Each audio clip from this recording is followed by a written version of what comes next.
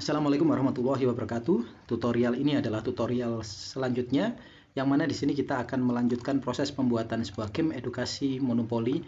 Di dalamnya terdapat beberapa aspek seperti bonus, kemudian ada kuis, dan ada materi edukasi. Untuk selengkapnya ikuti terus tutorialnya di wanda.org.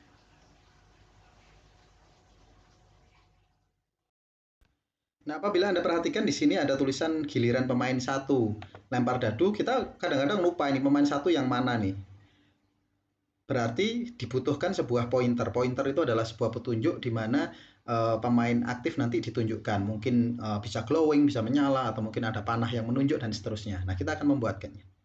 Untuk membuatnya, Anda klik terlebih dahulu si papan permainan, lalu Anda double klik.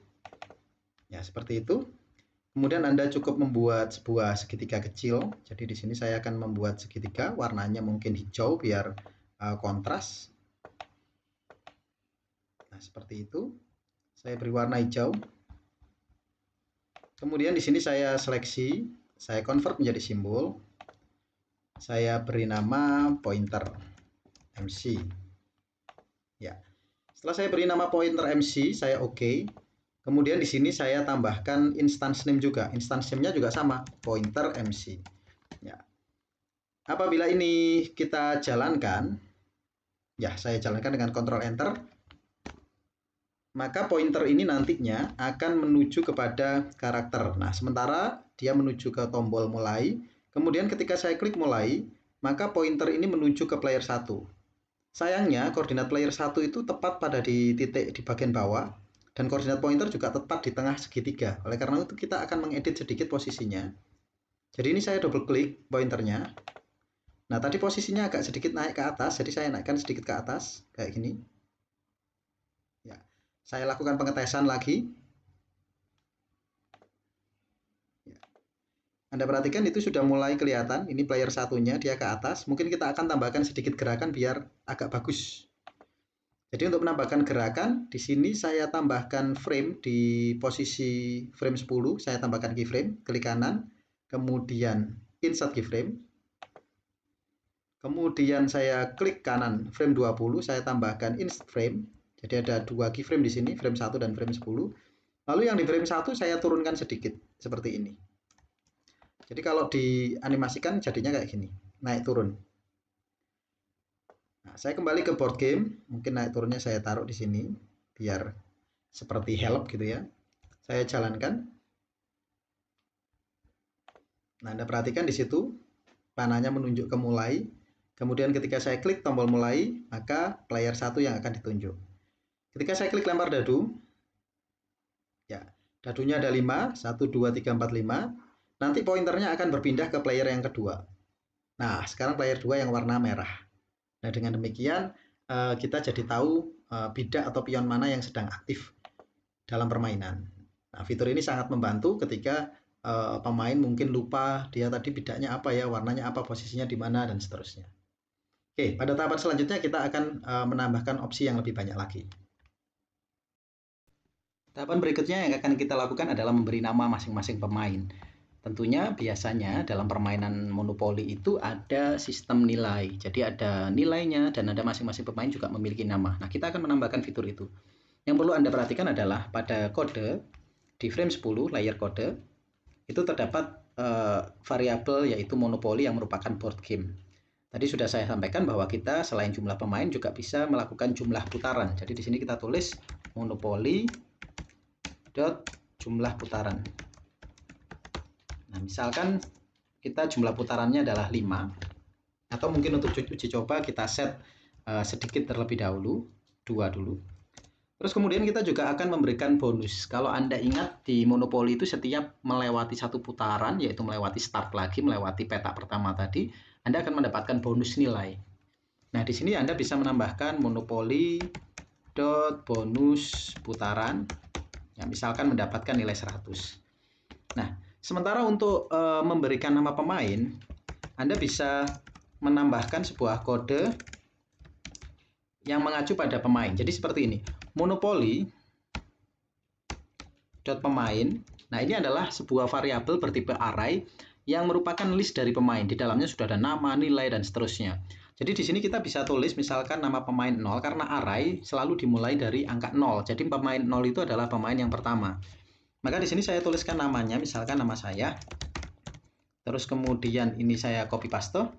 Pemain yang kedua berarti pemain 1, ini namanya misalkan nama yang kedua, dan yang ketiga adalah nama yang ketiga.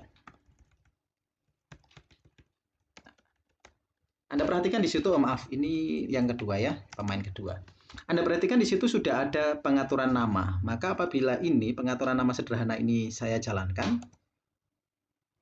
maka apabila kita play dan kita klik mulai, maka di sini sudah bukan pemain 1 lagi, tapi sudah siapa nama yang di-set tadi. Jadi ketika saya lempar dadu, terus kemudian dadunya muncul, karakter bergerak, maka giliran siapa dia akan menyebutkan nama itu sendiri. Nah, di sana juga sudah ada giliran pemain berikutnya.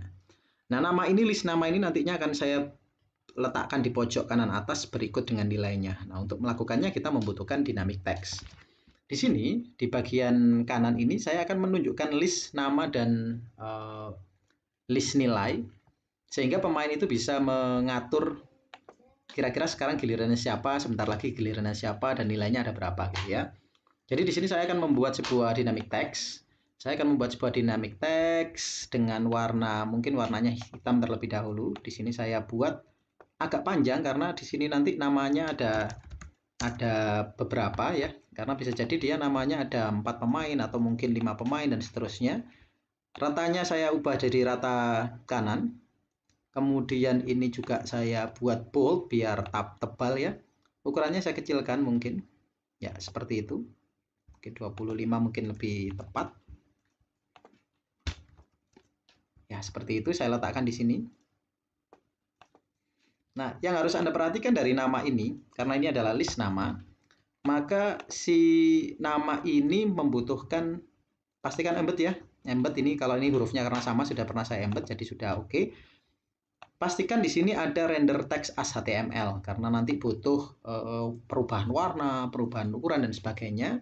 Dan terus kemudian di bagian bawah pastikan dia multi-line, beberapa baris artinya.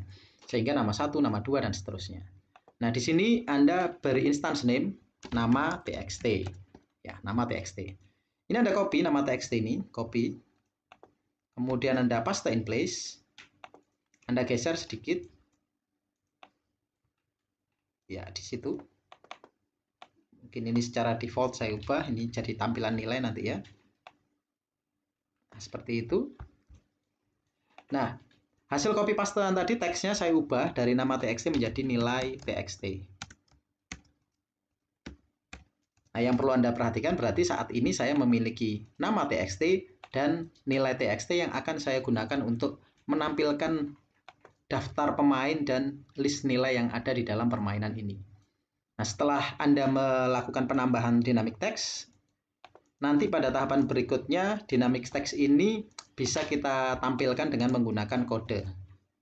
Nah, berarti kita akan menambahkan kode di frame 10 tetap layer kode. Kode yang akan kita tambahkan adalah mengupdate permainan.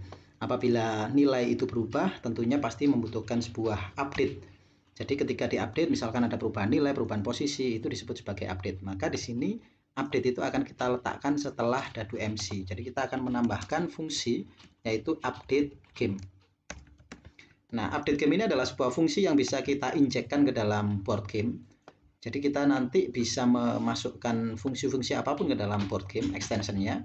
Nah, di sini kita misalkan akan menambahkan function update game. Nah, di dalam update game ini kita akan mengubah si apa itu tadi namanya, nama dan nilai tadi itu supaya memunculkan list yang tepat. Jadi di sini saya tuliskan nama txt.text itu sama dengan monopoli titik list nama. Anda perhatikan nulisnya di situ ada huruf L-nya kecil, N-nya besar. Sementara untuk nilai txt maaf ini HTML text ya, HTML text karena kita pakainya HTML supaya bisa lebih bervariasi, maka di sini monopoli, maaf, monopolinya juga pakai Y, jadi harus hati-hati. .list nilai. Nah, ada dua kode di situ untuk menampilkan sebuah update nilai. Yang pertama adalah kode untuk menampilkan list nama, dan yang berikutnya adalah list nilai. Dengan penambahan 4 baris kode ini ya, fungsi update game, apabila kita jalankan, tekan Ctrl Enter, maka kita nanti akan mendapatkan sebuah nama dan nilai masing-masing pemain. Jadi di sini sudah ada, di situ Anda tulis Wanda nilainya 0, Aska nilainya 0, Izan nilainya 0. Jadi kita bisa klik mulai. Ketika kita jalankan, kemudian di situ dia akan berjalan. Nah, seperti itu sekarang gilirannya Aska. Nah, secara default warna teksnya ini warnanya adalah hijau.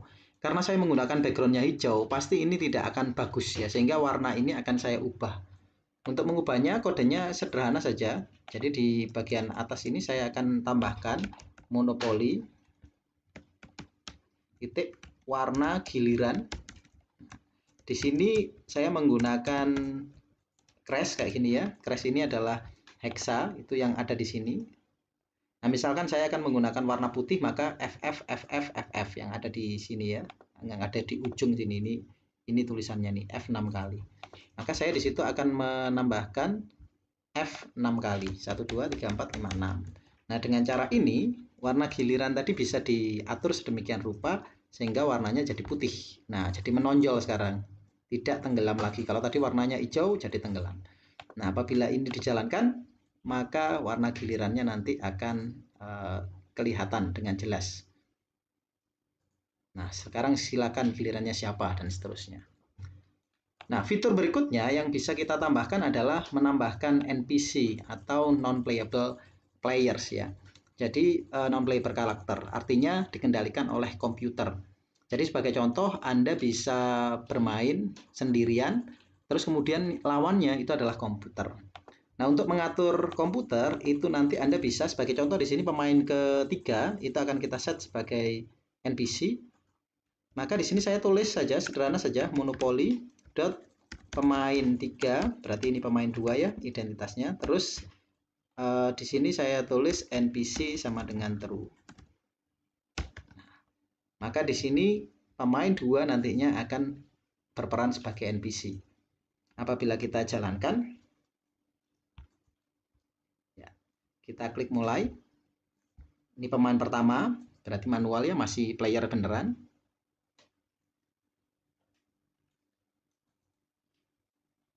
Terus kemudian ini pemain kedua. Ini juga player biasa. Nah, yang pemain ketiga tadi sudah di-set sebagai NPC, maka kita tidak akan memunculkan dadu. Tapi dia langsung otomatis melempar dadu. Nah, dan setelah itu gilirannya akan berlanjut ke giliran pemain berikutnya. Jadi NPC ini secara otomatis dia akan dikendalikan oleh komputer. Jadi sangat mudah untuk membuatnya. Tinggal diatur set NPC, untuk ngesetnya tinggal cukup diatur monopoli, terus kemudian pemain nomor berapakah yang menjadi NPC. Nah, dengan cara ini kita sudah memiliki sebuah basic dari permainan monopoli standar. Pada tahapan berikutnya kita akan menambahkan sistem bonus. Ada bonus, ada pertanyaan, dan seterusnya.